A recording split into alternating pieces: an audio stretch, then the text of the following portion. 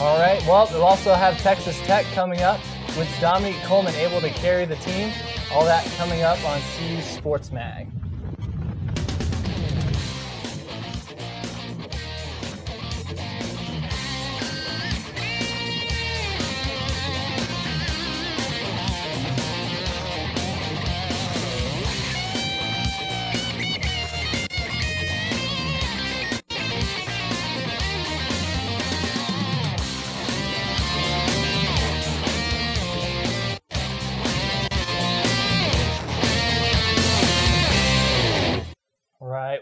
Welcome to CU Sports Mag. I'm David Billingsley. I'm Laura Beal. March Madness means a lot of basketball to talk about. A lot of basketball to talk about. First, the CU men's basketball team.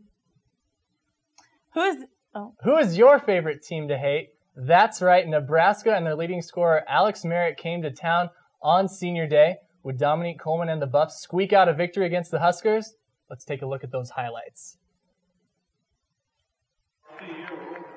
All right, it was Ricardo Patton Day at the Coors Event Center, but more importantly, the game. Dominique Coleman looking to start things off with the alley. Oops to Richard Roby, the early turnover for the Buffs. Coleman's going to come right back, dump it off to Roby for 3. Roby finished with a game-high 23. Nebraska working it around, looking for big man Alex Mark with the left-handed hook shot. The big man finished with 22 and 12. Nebraska with the ball as Jay Strobridge looks across the court for Marcus Perry, who knocks it down, putting the Huskers up 19-13. Roby takes away here and finds Xavier Silas for the jam. Silas found himself in trouble a few minutes later. First, the rejection by Jameel Jackson-Wilson. The Huskers' Ryan Anderson chases it down. Silas tries to tie him up and, uh-oh. I know they call that a scrum in some sports, but how would the refs view it? Well, after reviewing the play, they call both coaches together for a conference and rule it a fight. Silas is ejected along with Anderson. Getting back to the action on the court, Strobridge is going to hit the pull-up J to make it 29-25 Nebraska. And now, halftime, Chip. I love you, Chip. He loves me too. Buffalo basketball, Coleman has his foot on the line to cut the Nebraska lead to 1. Would Nebraska be able to answer? 6'11", 270 Merrick. He kicks it out to Paul Valander for the 3, his only basket of the game. This was a tight one throughout as Richard Roby finds Dominique Coleman under the basket. How did he do that? Later on, the Huskers coming back. They're going to swing it around to Perry, who hits one of his 5 threes in the game. And Perry was just on a heater in this game. This is not the same highlight. This is another 3. And it's 2 minutes to go, but back comes Coleman for the Buffs. The senior finished with 15 points and 15 rebounds. Final 25 seconds, Cal Bay only made 1 3-pointer the whole game. Pretty good timing. And the Buffs finish off this game 73-69. Patton had this to say about Silas. I saw Xavier go after the ball. He certainly fouled him going after it, coming over the back. And then as they started to tumble on the floor, I didn't see them separate quick enough, and that's why I ran out there and tried to separate the two.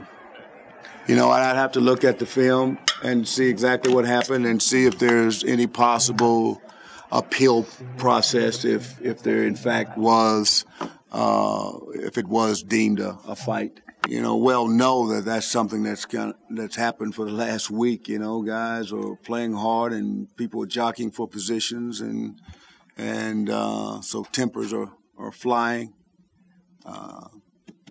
It's just part of the game. The men's basketball team just played in the first round of the Big 12 tournament. Could the Buffs slam dunk the Texas Tech Red Raiders? Let's take a look at the highlights.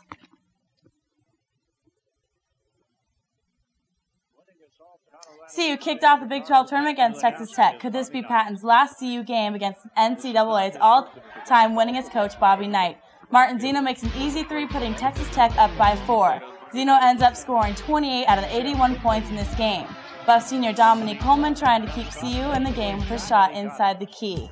He had a big game as well, finishing with a career high of 25 points. Down the floor, Jay Jackson blows by Chase Burkowski for the deuce. Jackson recently selected to the Big 12 first team, finishing with 13 points. Xavier Silas serving as 1-game suspensions. Buff could have used his offense. Now the Buffs are down by 8. Jay Jackson with the miss. Coleman's going to push the ball and go all the way down the floor for the turnaround jump shot. In the second half, the steal by Richard Roby. He's going to Give up the rock for Coleman. Colorado down by 4. Roby here, behind the back. Love it. Finishing up with his average 17 points in this game.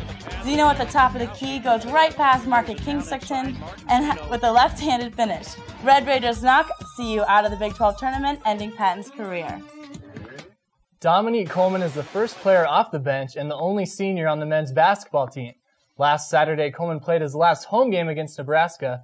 Coleman hit a reverse layup to restore the lead to Colorado in Thursday's game against Texas Tech. Coleman had his career-high 25-point performance, earning him the honor of CU Sports Mag's Athlete of the Week. His mother, Nadine Johnson, a 6'3" guard from Oakland, California, number 11, Dominique Coleman. Yeah, we just try to get it going and pick up the younger guys so they can feed off how we were doing and just follow in our footsteps like we've been wanting. So we just try to lead by example and get it going. Confidence.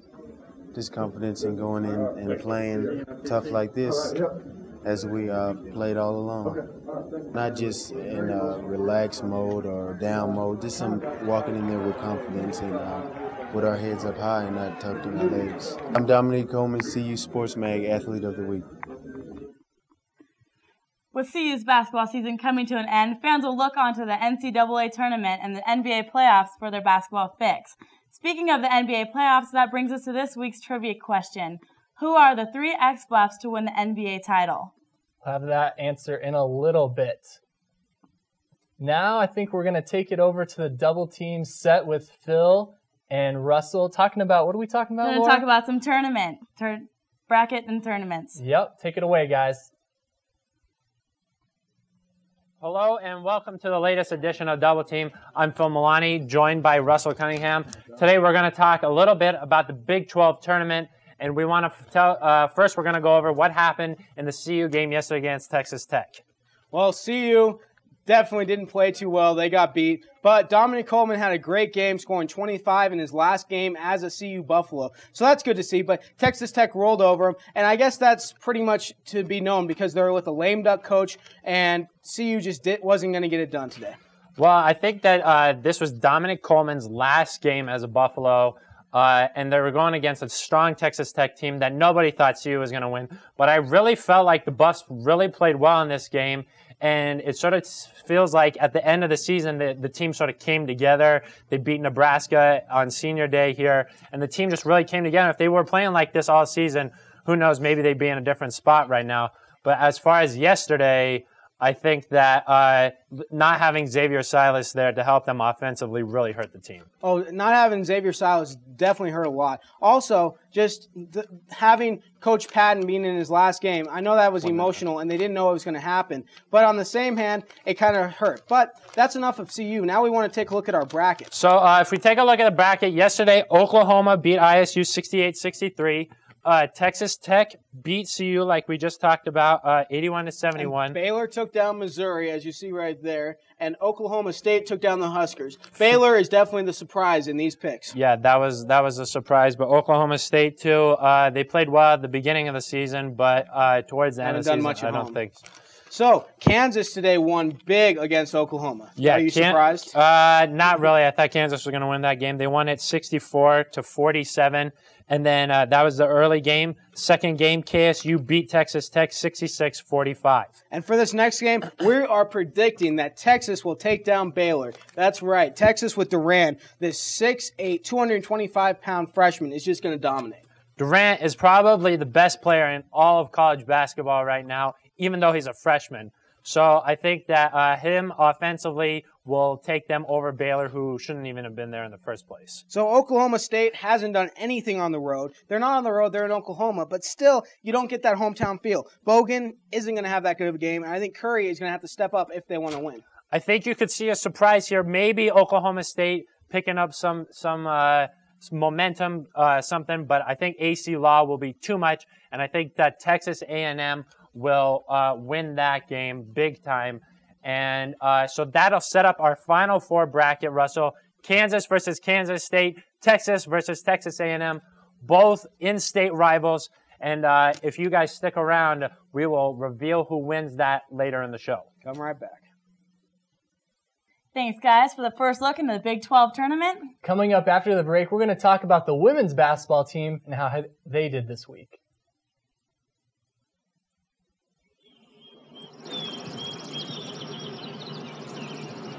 Look, there's a moose. Where? Over there. Oh, yeah. Look, over there. I see a fish. A fish with 2 stripes. Spend time with kids anytime, and it helps prevent crime. It's that easy. You know, we sing for millions of girls, but helping out in schools, that's the real deal, baby. I know our love can multiply, 'cause you're the X and I'm the Y. I'm the cute one, you know what I'm saying? So, have you ever been backstage before? Okay, guys, this is an abacus, an old school calculator. 1, 2, 3, 4. Like the circle and the square, our geometry is a perfect pair. Now, why should kids know about gravity? Well, gravity holds them down. I once was 1, but now we're 2. I'm spinning out of control.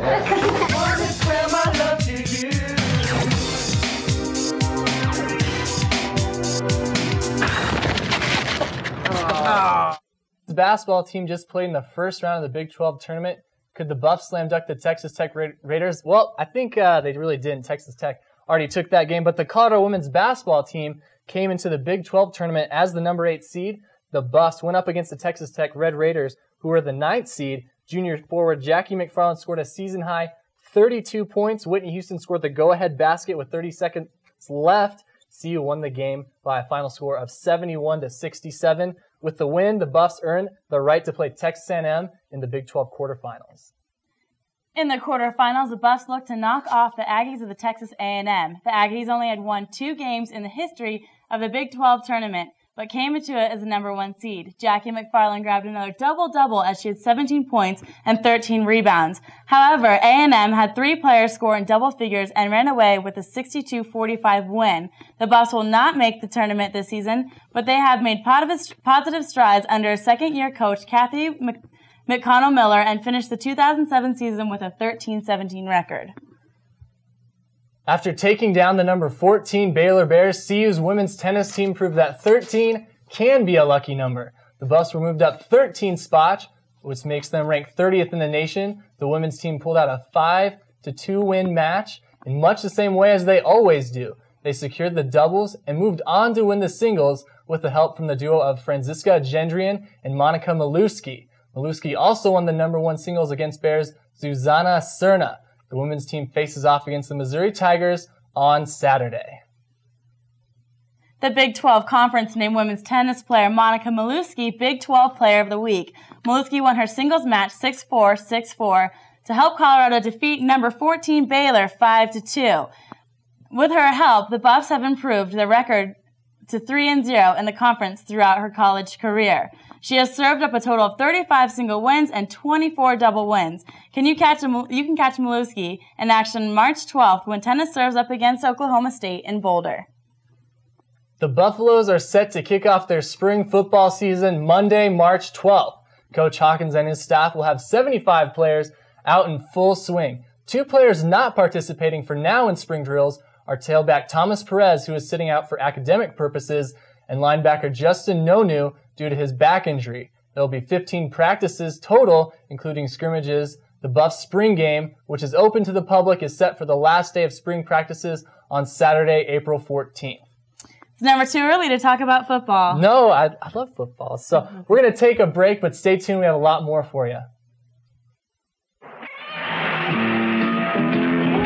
People, let me tell you about my best friend. He's a warm-hearted person who loved me till the end.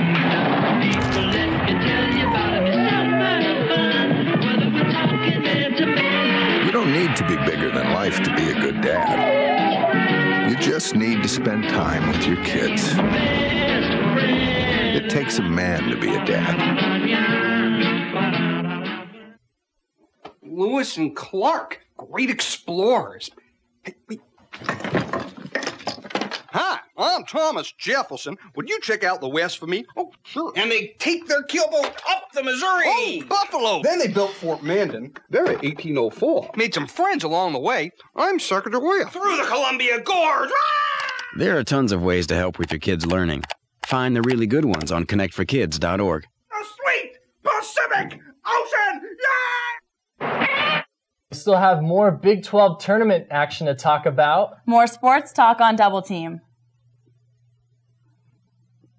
Hello and welcome back to this second edition of Double Team. I'm Phil Milani, Russell Cunningham joining me. In case you're just joining the program, we're doing some bracketology here. We're going over the Final Four of the Big 12 tournament. Russell, the first game we're going to talk about, Kansas versus Kansas State. What do you think is going to happen? Oh, Kansas is going to dominate. Sasha Khan is invincible playing right now, and Brandon Rush is real good. I don't think Kansas is going to have a problem with this game. Kansas is very good, but Kansas State had a really good game today, beating Texas Tech, but I still think that Kansas winning 9 games in a row coming into this game, too much. They're too big inside. I think that they got the win. Moving on to the second game, Texas and Texas A&M. I like Texas A&M, but you have a different opinion. I like Texas. I like Durant. I like his style. I think he's real good, and I think he's going to take the game over, score 40, and win it for Texas. Let me ask you this. It's the last possession of the game. 1 shot left. Do you want the freshman Durant taking it or the veteran AC Law? Okay, when you say that, I guess I want AC Law, and that means we're picking A&M. Okay, so now we've set up the final for Sunday. Kansas versus Texas A&M. Who do you got? I got to take Kansas. They're just too overpowering. Julian Wright is huge and doing great. Brandon Rush again and Sasha Khan, they cannot be stopped. They're very impressive there, but Texas A&M went to Lawrence, beat Kansas in front of a packed house earlier this season, so it could happen again. I think this is going to be one of the best basketball games we see all season, but I really think that Kansas, just, again, too powerful, coming in on too much of a roll. I think that they're going to win this Definitely. game. I think we got to take Kansas for sure. Okay, so now Kansas has won the Big 12 championship. Who do you think coming out of the Big 12 is going to make the big dance? I really think Kansas, Texas A&M, Texas, Oklahoma State, and last but not least, Kansas State will make the dance. Okay, I don't know about Texas Tech, but that's going to do it for us here. We're going to throw it back to you guys at the desk. Time to revisit this week's trivia question. Who are the 3 ex-Buffs to win the NBA title? The answer is Chauncey Billups in 2004. Scott Wedman won a pair with the Boston Celtics in 1984 and 1986, and Matt Bullard with the Houston Rockets in 1994. The women's golf team finished second in San Jose, tying with number 51 California. The Buffs finished behind San Jose State with the school record 3 top 10 finishers. Colorado's top finisher was freshman Julie Kim. The team's finish was their second best tournament score of the season. Next up for the Buffs is the Mountain View Collegiate Tournament in Tucson, Arizona. Not too many divots or bunkers stood in the way for the men's golf team as they finished 5th in the 21st Annual Louisiana Classic. Junior Michael Baird led the Buffs as he tied for 8th overall, scoring the season's best 66 in the second round. And sophomore Derek Tolan posted CU's best round of the final day under 2 under par score of 70. Although the Buffs are definitely improving, Coach Roy Edwards doesn't think that his team played as good as they could have. The Buffaloes finished the tournament in 5th place and will resume action in 3 weeks at Stevenson's Ranch Invitational in California. The Colorado ski team moved up from 5th to 4th place on Thursday in the 54th Annual NCAA Championships. With more competition to come and a team score of 275, the Buffs are still in close range to Dartmouth, leading with 330 points. Defending their first place title from last year, head coach Richard Rokos commented, quote, "We're not giving up hope at all, and we're still going to fight for it. That's our mission," end quote. Individually, the women had a good day, with junior Lucy Zakova taking 4th and sophomore Lisa Perricone taking 5th place, helping the women take 1st place as a team.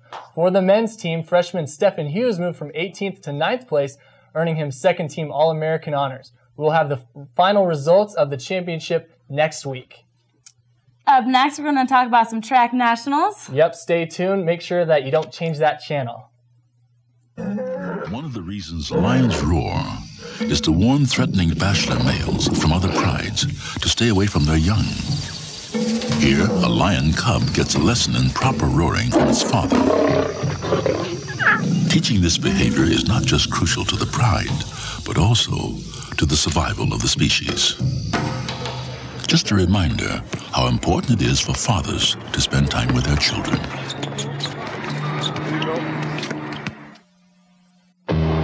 Terrell Bishop is angry and taking to the street again tonight to take it back from pushers and gangs and make it safe for his 4-year-old. Whose side are you on? Terrell is a mad dad, family men who work with local authorities to keep their neighborhoods safe. Not everyone has to take to the streets, but everyone can take a step to help kids. Call us.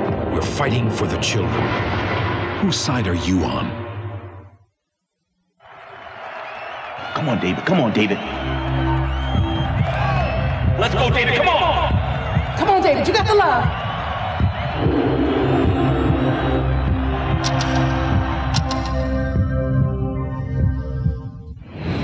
Get as involved in your kids' education as in everything they do, and imagine the success they might find. Stay in touch with the teacher. Visit the school. For more tips, call 1-800-281-1313. Good, David. Good, David. Colorado is sending 4 athletes to the 2007 NCAA Indoor Track and Field Championships. Jenny Behringer qualified for the 3K, and Stephen Pfeiffer will complete the mile run, and Ryan Campbell will race in the 200-meter dash, and senior Brent Vaughn is set to run in the 5K. The Indoor Championships are hosted by University of Arkansas and kick off today and tomorrow in Fayetteville. The men's club hockey team has let go head coach Jeff Eaton just hours before the ACHA national tournament was to begin. Junior Jimmy Knowlton shares his thoughts on the development. It came just as a shock to everybody. It was kind of spur-of-the-moment thing, and it's an unfortunate situation. He's a great coach, good guy, and we're going to miss him. And coming into nationals, we just got to prepare like we prepare for every game, and this is what we've been preparing for all year. And, not that we don't need a coach, but everybody knows their role, and just need to go out and execute. Despite the loss of Eaton, the Buffs beat Wagner 5-1 in the opening round of the tournament. With Selection Sunday hours away, fans can begin filling out their bracket, but sports gambling is not all fun and games. Basketball seasons wrap up and the official bracket is announced. Fans across the country are taking part in sports gambling. But NCAA athletes and coaches are not allowed to participate. Well, of course, it's against NCAA rules for athletes to gamble and coaches and all, but and I think that's a pretty good rule to have in place, because there are too many ways to influence the outcome of a game if you were to allow sports gambling. According to NCAA handbook, players, coaches, and anyone associated with the team would be subject to removal from the team if they are caught. And what our motto here is risk plus reward equals NCAA violation. And so we talk about that all the time, and I think it's a mantra that our student athletes have in their mind. Most players do not have a problem with the rule. I'm not too upset about it. I understand where the NCAA and the regulations, where they're coming from, so you can't be upset with that. Despite athletes' agreement with the NCAA rules, some people believe that if these rules were not in place, the integrity of the game would suffer and athletes would take advantage of sports gambling. I think that if guys found a way that they can make money, and betting, it seems to be one of the ways that people try to make money, get a quick buck. I think they probably would. Students are allowed to fill out recreational brackets, but nothing with a monetary reward for winning. Former CU coach Rick Neuheisel was fired from his head coaching job at the University of Washington for entering into a March Madness pool. Athletes are reminded of past players who forfeit their careers to gambling. The most common way for players to affect the outcome of the game is to shave points by intentionally missing shots. The NCAA handbook says that any student-athlete who engages in activities like point shaving would permanently lose their regular season and postseason eligibility.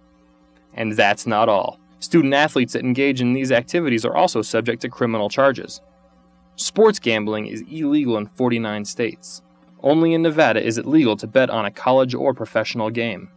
Online bracket pools are now more popular than ever. The compliance department works diligently to make sure that student-athletes do not violate the NCAA rules. Tell our IT people who are working on our computers, let us know if you see anything that looks somewhat suspicious. If you know that people are gambling online, make sure that we find out about that and so that we can follow up and see what's going on. Facebook's bracket contest boasts a grand prize of $25,000.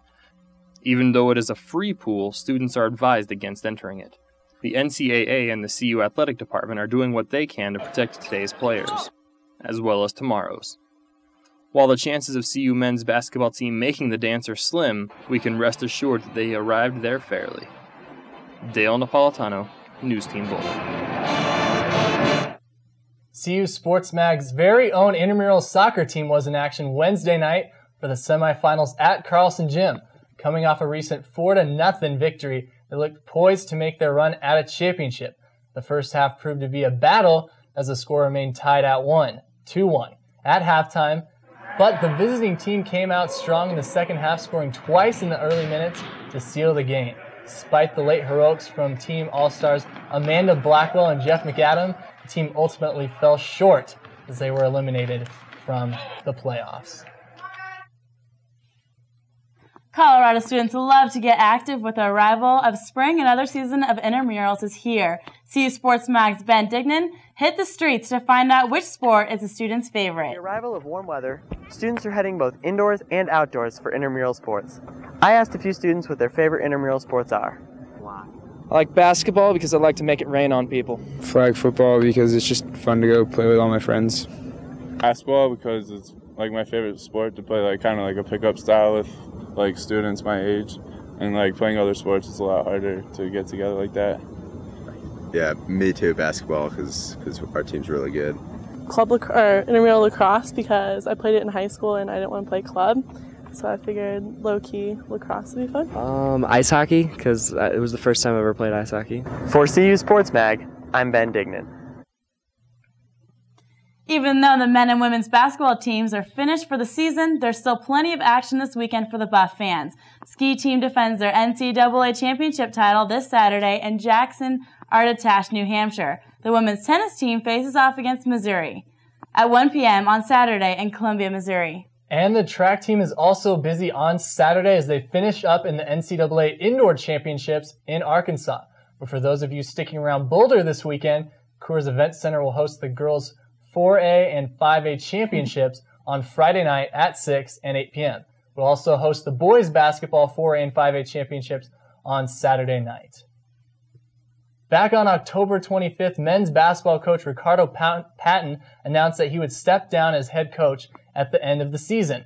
Well, reality set in and this season concluded at what would be Patton's last game as a Buffalo with CU's loss in the first round of the Big 12 tournament.